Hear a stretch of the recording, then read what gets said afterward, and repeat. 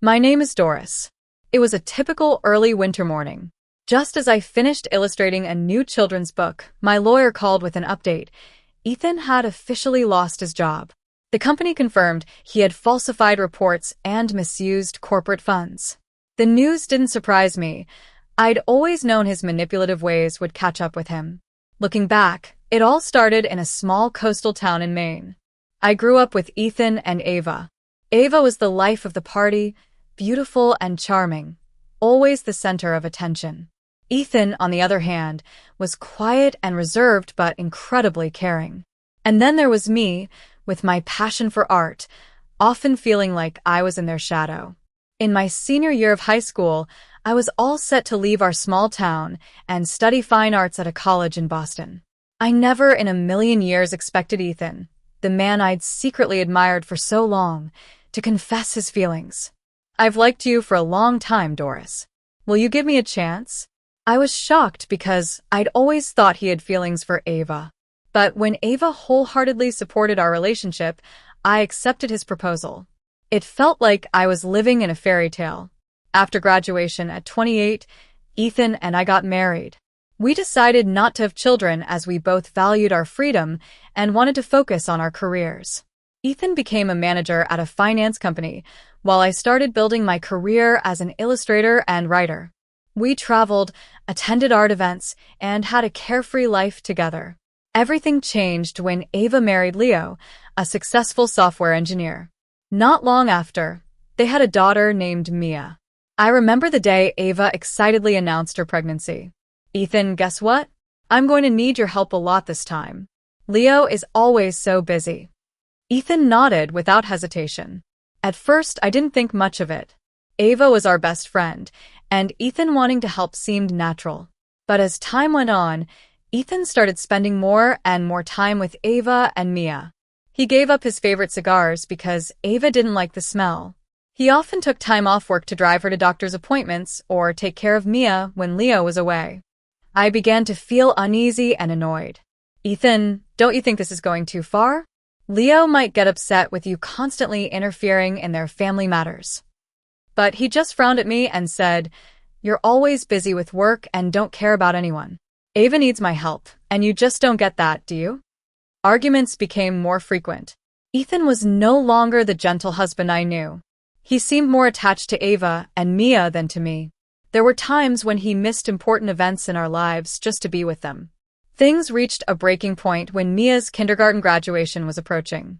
The night before the ceremony, Ethan was rummaging through the closet looking for a suit. "What are you doing?" I asked, bewildered. "I need a proper outfit for Mia's graduation. Ava asked me to go in Leo's place," he said casually. I couldn't believe my ears. "You're attending their daughter's graduation in place of Leo. Don't you think that's completely inappropriate?" Ethan shot me a cold glare. "You're being ridiculous. I'm just helping a friend. Can't you be a little more understanding?" That was when I realized our marriage was on the verge of collapse. I started noticing Ethan withdrawing from my life. At first, it was excuses about working late or meeting clients on weekends. But as time went on, it was obvious he was spending more time with Ava and Mia. I tried not to let negative thoughts consume me, but unease crept into my mind. The truth finally came out one night when Leo showed up at my house. His face was a mix of worry and exhaustion. "Doris, I need to talk to you about Ethan and Ava," he said in a low, serious voice. He showed me GPS data from Ava's car, proving that she'd been going to a small hotel outside the city regularly, and Ethan was always with her. Each number on the screen felt like a dagger stabbing into my heart. Leo and I decided to confront them, but more importantly, we wanted to protect Mia from getting hurt. We started gathering more evidence. Leo started working from home to keep an eye on Ava's movements, while I buried myself in my work to earn more money and distract myself from the pain. During this time, I grew closer to Mia. Leo often brought her to my house when Ethan and Ava were out. Even though Mia wasn't Leo's biological daughter, he loved and cared for her as if she were his own. I couldn't help but feel affection for her too, a child caught in the web of betrayal without understanding what was happening. Just when things seemed to be settling into a routine, I received devastating news. One morning while working in my studio, I suddenly felt dizzy and collapsed. When I woke up in the hospital, the doctor informed me that I had a serious illness and would need long-term hospitalization. I tried to stay calm as I informed Ethan about my condition. I hoped he would show some concern, but he responded with indifference. "I'll try to visit you when I have time." He visited the hospital only once in the first 2 months and then stopped coming altogether. Ava and Ethan continued their relationship as if I no longer existed. What hurt me the most was how Ava became increasingly neglectful of Mia. "Does Mom not love me anymore, Miss Doris?" Mia's question left me speechless. I hugged her and promised that both Leo and I would always be there for her. During my long stay in the hospital, I realized I couldn't be a victim anymore. Leo and I had gathered enough evidence, but we decided to wait to protect Mia. As time passed, I regained my strength through small things. Mia visited me every day, bringing drawings she'd made to cheer me up. Leo gave me unwavering support. The meeting at the lawyer's office came sooner than I expected. Ethan sat across from me, calm and smug. "Let's go ahead with the divorce, Doris. I think we both need the freedom to pursue our own paths. There's no need to make this difficult." Ava stood beside him, arms crossed, looking satisfied. I smiled, a smile they couldn't understand. "Fine, Ethan. "Let's get divorced." I signed the papers without hesitation. He looked taken aback, probably expecting me to cry or beg him to come back. The divorce was finalized within a few weeks. According to the agreement, I kept the house and all assets in my name. It was only fair since the house was my property from the beginning, and Ethan had never contributed a penny. Ethan didn't seem too worried at first.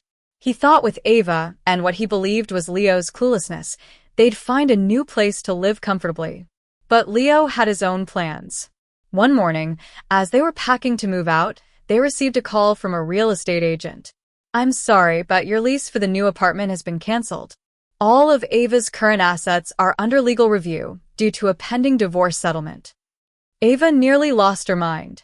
"Leo can't do this to me. I'm Mia's mother," but no one cared.